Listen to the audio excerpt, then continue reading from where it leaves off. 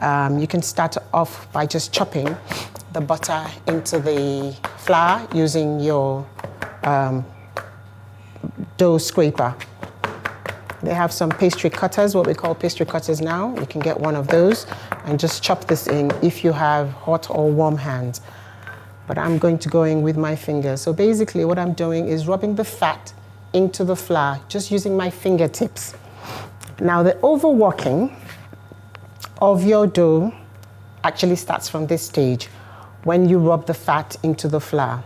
So when you're rubbing the fat into the flour, unlike pastry or biscuits where we do not want to see any bits of fat, we still want to see some tiny, very tiny shards of fat left in the bowl. So don't work all the fat into the flour. So just using your fingertips, you begin to rub the fat into the flour.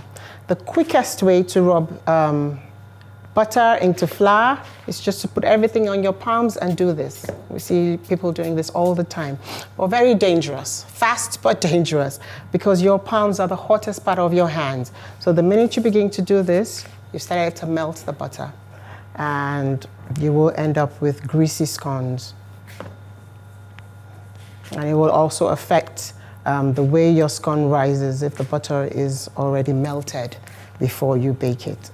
So you will see me scooping right down to the bottom of the bowl, scooping right down to the bottom of the bowl, and now and again, you want to shake the bowl. The large lumps will come up to the surface, and this way you have a clear visual of how much further you need to rub in.